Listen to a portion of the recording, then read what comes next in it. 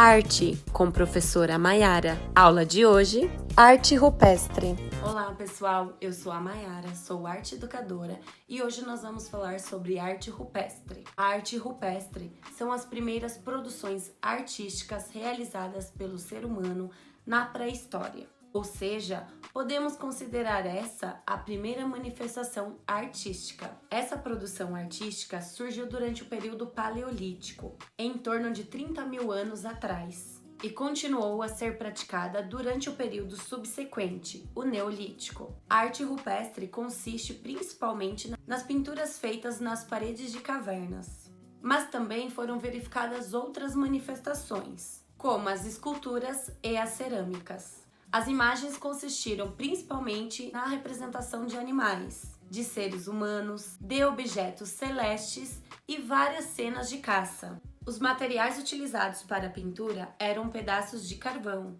de fogueiras e outras substâncias para a coloração.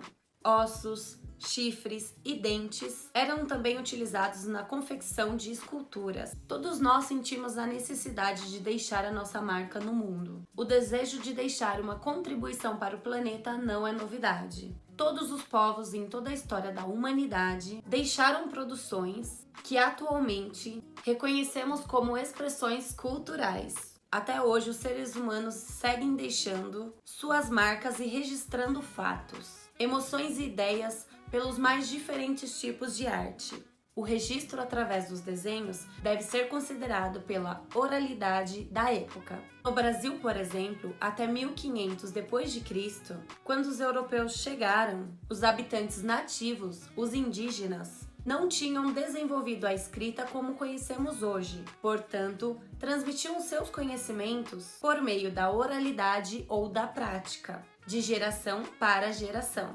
Os registros da arte rupestre, principalmente os que tinham referência à caça, poderia ser considerado uma maneira de ensinar e deixar registrado aquele conhecimento para seus descendentes. Assim, as demais gerações poderiam saber como sobreviver ao frio, à fome e proteger o grupo. Apesar de ser uma arte primitiva, não pode ser considerado inferior ao que é feito hoje. O refinamento das formas e a diversidade da produção são consideradas de grande qualidade. A arte rupestre pode ser encontrada em diversas cavernas pelo mundo. Temos como exemplo as cavernas de Altamira, na Espanha, a caverna de Lascaux, na França, e a caverna Chauvet, na França. Um dos exemplos mais conhecidos de escultura na pré-história é a denominada Vênus de Willendorf. É uma escultura que representa a figura feminina e possivelmente também a fertilidade dos ciclos agrícolas. Alguns autores identificam ela como a Grande Mãe, a deusa Mãe Terra, da cultura europeia do Paleolítico. Seu corpo representaria um elevado status social em uma sociedade caçadora. A Vênus, por suas formas curvas e grandes, representa a fertilidade. Apresenta braços frágeis dispostos sobre os seios volumosos. Cabeça coberta provavelmente por tranças, formando um tipo de penteado. Esculpida há cerca de 30 mil anos atrás, a estátua de Vênus de Willendorf é um dos exemplos mais importantes da arte antiga europeia. O artefato foi descoberto em 1908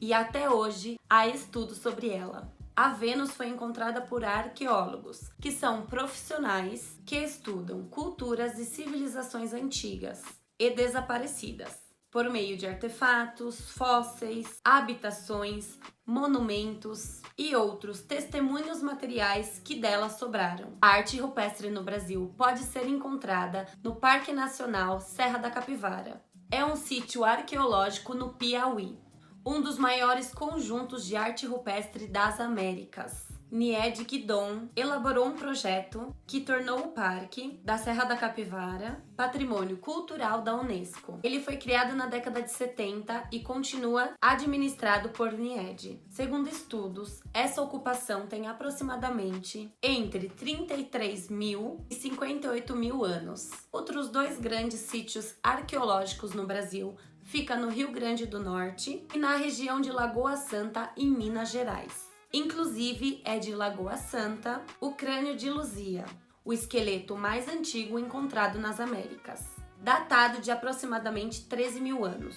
Materialidade. Geralmente, quando pensamos na arte pré-histórica, sempre pensamos nos desenhos das cavernas. Porém, muitos outros tipos de arte foram feitas, inclusive com diversos materiais. Observe as imagens para conhecer um pouco mais sobre a diversidade da produção dessa época e de seus locais. Temos o exemplo de um leão em marfim, um vaso japonês de cerâmica, entalhe em pedra, esculturas megalíticas encontradas no Reino Unido e a Ilha de Páscoa no Chile, aos pés do vulcão Hanu-Haraku, onde todos os moais eram construídos com uma estátua a mais de 15 metros e cerca de 270 toneladas que não chegaram a ser terminadas.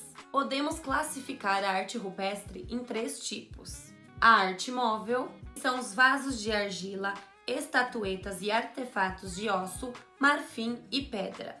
A arte parietal, pinturas, desenhos e inscrições gravadas em pedras e nas paredes das cavernas.